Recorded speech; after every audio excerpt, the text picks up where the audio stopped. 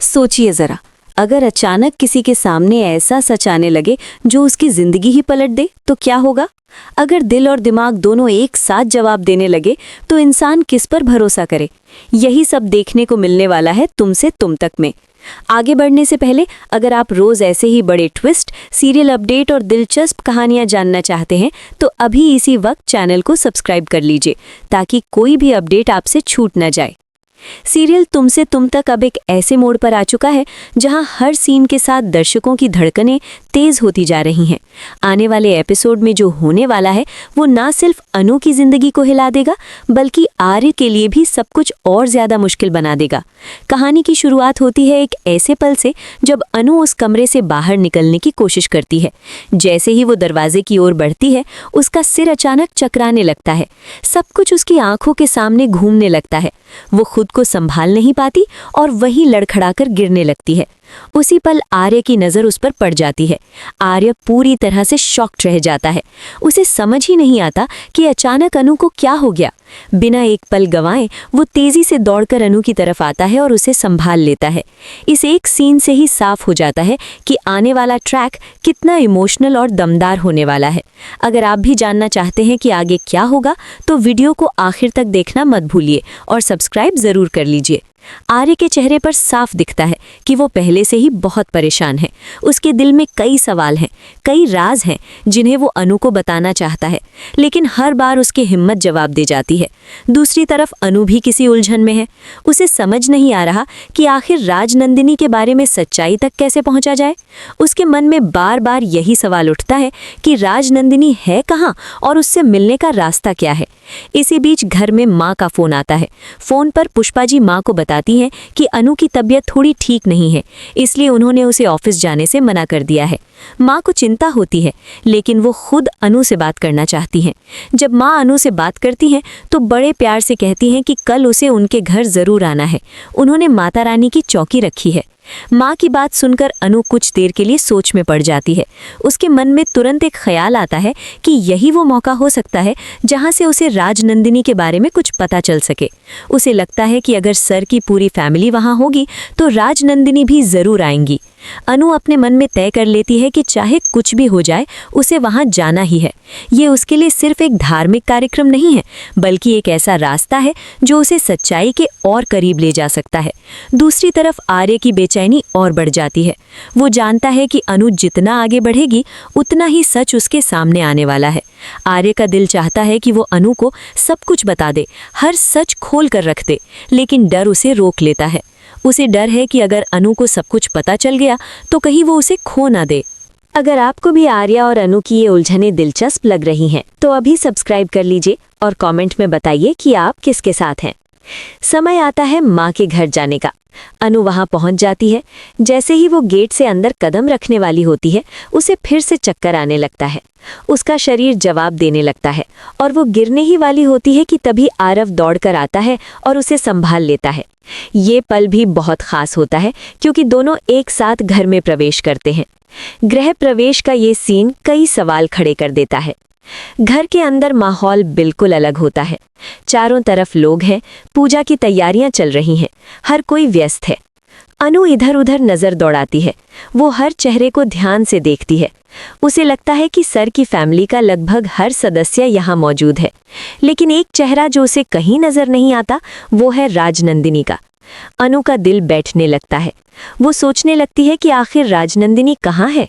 क्या वो आई ही नहीं या फिर कहीं छुपी हुई है।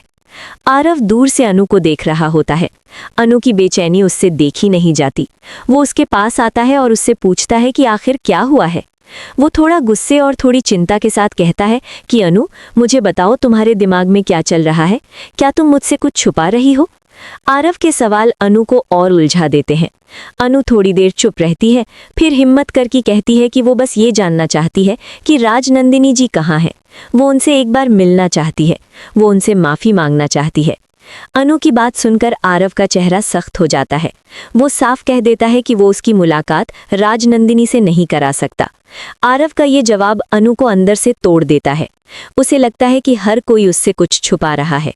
वो आरव से कहती है कि अगर वो मदद नहीं करेगा तो वो खुद ही राजनंदिनी को ढूंढ लेगी या फिर सीधे माँ से जाकर पूछेगी। इतना कहकर अनु वहां से चली जाती है। अनु जैसे ही बाहर की ओर जाती है, उसकी नज़र एक कमरे पर पड़ती है। उसे लगता है कि उसने किसी को उस कमरे की तरफ जाते हुए देखा है। उसका दिल तेजी से धड़कने लगता है। वो बिना कुछ सोचे समझे उस इंसान का पीछा करने लगती है। कदम अपने आप उस दिशा में बढ़ने लगते हैं। वो उस गेट तक पहुंच जाती है जहां से उस कमरे में जाया जा सकता है। जैसे ही वो दरवाज़ा खोलने के लिए हाथ बढ़ाती है, अचानक उसे जोर से चक्कर आता है। उसकी आंखों के सामने अंधेरा छा जाता है और वो वहीं गिरकर बेहोश हो जाती है। ये सीन कहानी को और ज्यादा रहस्यमयी बना देता है। उसी वक्त आरव वहां पहुंचता है और अनु को संभाल लेता है। इस बार अनु की हालत पहले से कहीं ज्यादा खराब होती है। डॉक्टर को बुलाने की बात होती है। घर में अफरा तफरी मच जाती है। अनु को बार बार अजीब अजीब फ्लैशबैक आने लगते हैं। ये फ्लैशबैक किसी और के नहीं बल्कि उसके खुद के होते हैं। पुराने जन्म की यादें टूटी फूटी तस्वीरों की तरह उसके दिमाग में घूमने लगती हैं। अनु खुद नहीं समझ पाती कि उसके साथ ये सब क्यों हो रहा है। उसे लगता है जैसे उसका अतीत उसे आवाज दे रहा हो। राजनंदिनी का राज अभी पूरी तरह से सामने नहीं आया है, लेकिन इतना साफ हो चुका है कि ये राज अनु की जिंदगी से गहराई से जुड़ा हुआ है। आने वाले एपिसोड में देखना बेहद दिलचस्प होगा कि अनु को क्या क्या याद आता है और ये यादें उसकी जिंदगी को किस दिशा में ले जाती हैं। अगर आप भी जानना चाहते हैं कि क्या अनु को अपना पिछला जन्म याद आ जाएगा, क्या राजनंदिनी का सच सामने आएगा और क्या आर्य और अनु की शादी सच में होने वाली है, तो जुड़े रहिए हमारे साथ। वीडियो को लाइक कीजिए, चैनल को सब्सक्राइब करना मत भूलिए और कमेंट में ज़रूर बताइए कि आपको आगे क्या लगता है। अनु बेहोशी की हालत में आर्य की बाहों में होती है और पूरा घर जैसे ठहर सा जाता है। हर किसी के चेहरे पर चिंता साफ झलक रही होती है। कोई पानी लाने के लिए भागता है, कोई डॉक्टर को फ़ोन करने की बात करता है। आर्य का दिल बहुत ज़ोर ज़ोर से धड़क रहा होता है। उसकी आंखों में डर भी है और पछतावा भी। वो खुद से ही सवाल करता है कि अगर उसने पहले ही सच बता दिया होता तो शायद आज अनु की ये हालत न होती। अगर आप भी इस कहानी का हर सच जानना चाहते हैं तो अभी वीडियो को लाइक कर दीजिए और चैनल को सब्सक्राइब करके हमारे साथ जुड़े रहिए। अनु को होश आता है, लेकिन उसकी आंखों में अजीब सा डर होता है। वो बार बार इधर उधर देखती है जैसे किसी को ढूंढ रही हो। उसके दिमाग में टूटे फूटे दृश्य घूम रहे होते हैं।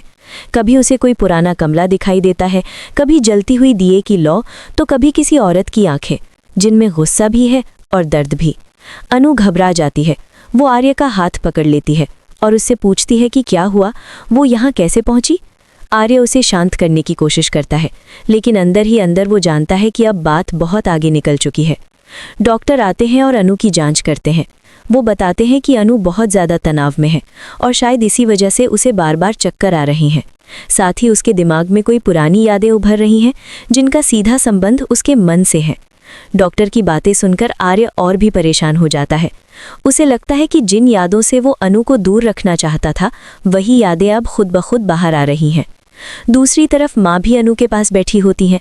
वो अनु का माथा सहलाती हैं और उससे कहती हैं कि डरने की कोई बात नहीं है, सब ठीक हो जाएगा। लेकिन अनु का मन मानने को तैयार नहीं होता। उसे महसूस होता है कि कुछ बहुत बड़ा सच उससे छुपाया जा रहा है। वो बार बार राजनंदिनी का नाम लेने लगती है। ये नाम सुनते ही घर का माहौल अचानक बदल जाता है। कुछ लोग एक दूसरे की तरफ देखने लगते हैं तो कुछ अपनी नज़रें झुका लेते हैं। आर्य ये सब देख रहा होता है। उसका दिल टूटने लगता है। वो जानता है कि अब वो ज़्यादा देर तक सच नहीं छुपा सकता, लेकिन फिर भी वो चुप रहता है क्योंकि उसे डर है कि सच सामने आते ही सब कुछ बिखर जाएगा। अगर आप भी सोच रहे हैं कि आर्य आखिर कब सच बताएगा, तो कमेंट में अपनी राय ज़रूर लिखिए और हमारे साथ जुड़े रहिए। रात होते होते अनु की हालत थोड़ी स्थिर होती है, लेकिन उसे नींद नहीं आती। जैसे ही वो आंखें बंद करती है, उसे फिर से वही फ्लैशबैक आने लगते हैं। इस बार वो खुद को किसी और रूप में देखती है। कपड़े अलग होते हैं, जगह अलग होती है, लेकिन एहसास वही होता है। उसे लगता है कि वो किसी को ढूंढ रही है, किसी से बदला लेना चाहती है। अचानक उसके मुंह से निकलता है राजनंदिनी और वो डरकर उठ बैठती है। आर्य पास ही बैठा होता है। अनु उसे देखती है और सीधे पूछ लेती है कि राजनंदिनी कौन है और उससे उसका क्या रिश्ता है। आर्य चुप हो जाता है। उसके पास इस सवाल का जवाब होता है, लेकिन बोलने की हिम्मत नहीं। वो बस इतना कह पाता है कि अभी सही वक्त नहीं है। ये सुनकर अनु को बहुत गुस्सा आता है। वो कहती है कि हर कोई यही कहता है, लेकिन कोई भी उसे सच नहीं बताता।